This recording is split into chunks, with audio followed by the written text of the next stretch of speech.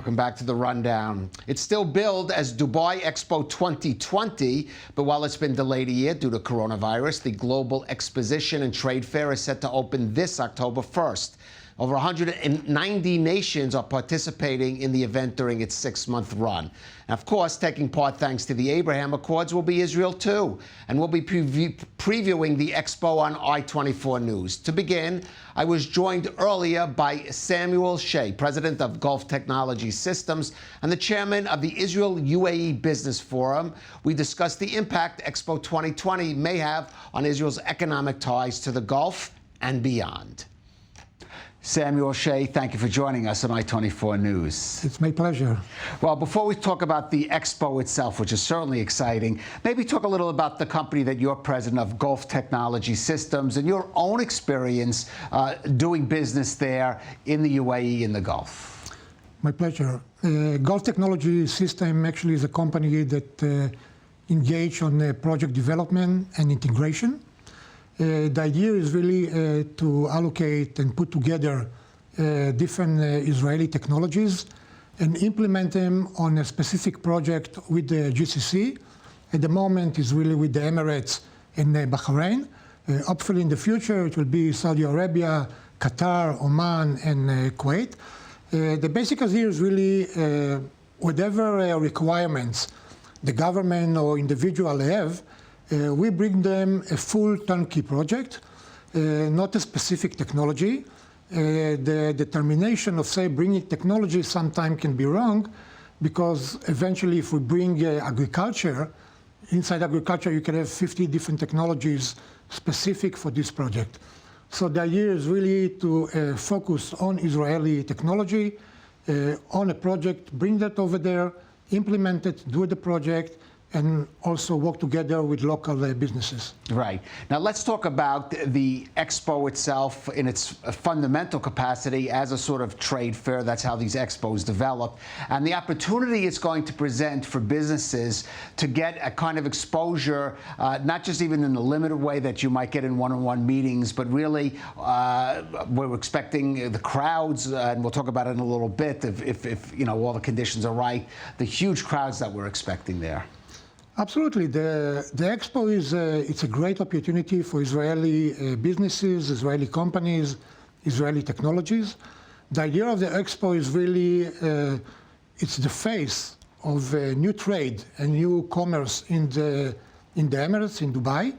The idea is really to have Israeli companies representing in the Expo and show different type of technology, different type of ability that can be implemented in different projects with the Emirates and maybe worldwide. It's not need to be... But let's talk about that, because obviously there's going to be some, I think over 190, maybe close to 200 companies will be presented there. Many of them are countries that Israel does not have relations with yet, obviously, and there will be people there from some of the countries in the region and beyond the region where normally they may not be exposed, at least openly, to, for example, displays of Israeli technology. So it's a great chance for Israel to be on a world stage. Absolutely. It's a great point that you say, because there are many countries that we don't have any relationship with them, and this can be the bridge, you know, between Israel and those countries in order to do joint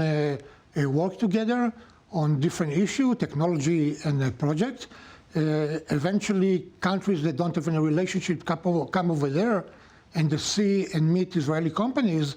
Definitely it can be a new ties and a new connection, which will help eventually to build new relationship and close the gap of understanding between the two countries. Right. Now, one of the themes of the Expo is connecting minds and creating the future through sustainability, mobility, and opportunity. The one that jumps out there for me in terms of Israel is sustainability, because, of course, this country has very limited natural resources and has had to really power its economic growth, really maximizing whatever it had, and sustainability is the key. That, to me, especially is an opportunity for Israeli companies.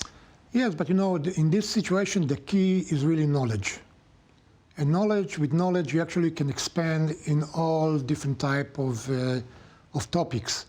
So from the moment you have the knowledge, you can expand in any way. You can build new forms of idea and cooperation with different companies over there, which eventually will expand and will link to major joint venture and major activity in between the countries and the businesses in order really to implement and bring the Israeli capability to Dubai and to the rest of the world and show what can be done eventually between the two countries and the other world.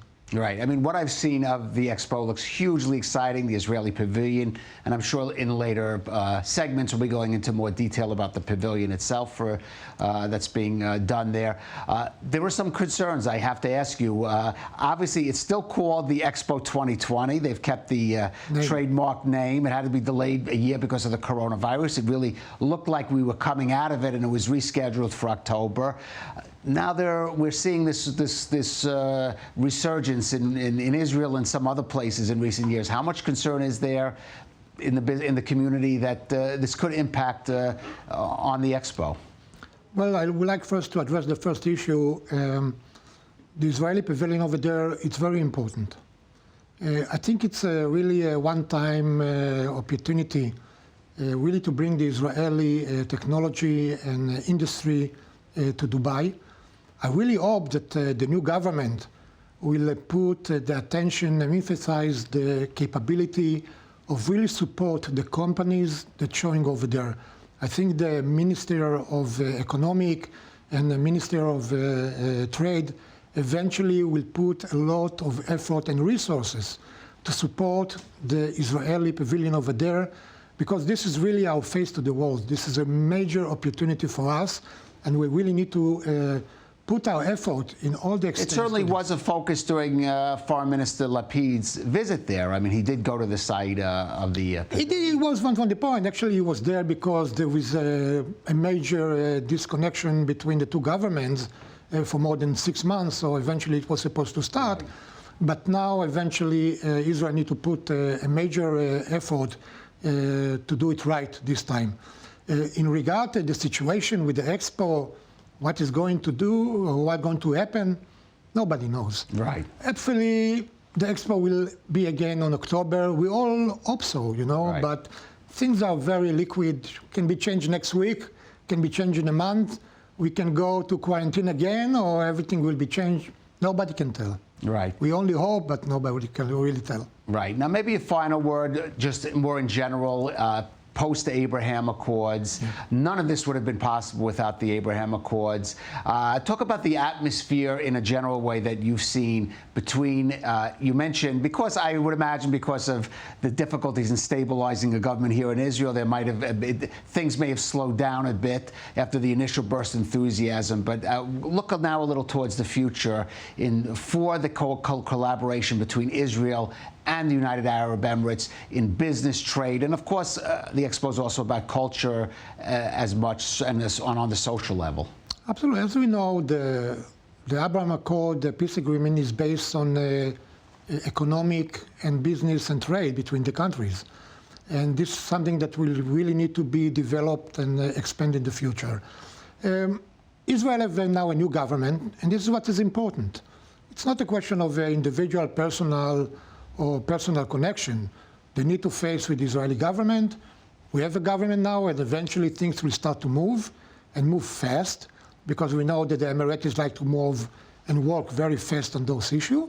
So hopefully the Israeli government will be smart enough to adopt and embrace those behaving from the Emirati government and really work together with them and develop and do major joint activities between the two countries. Samuel Shea, I hope that we can meet again in Dubai at the Expo 20 at the Israeli Pavilion. Absolutely. At the Expo 2020 in October. In fact, tickets for the Expo are scheduled to go on sale July 18th. So people should be well advised to get moving on that too. It really looks like it's going to be something spectacular, as I said, including the Israeli Pavilion. Thank you for joining us, Sam. It was a great pleasure. Thank you.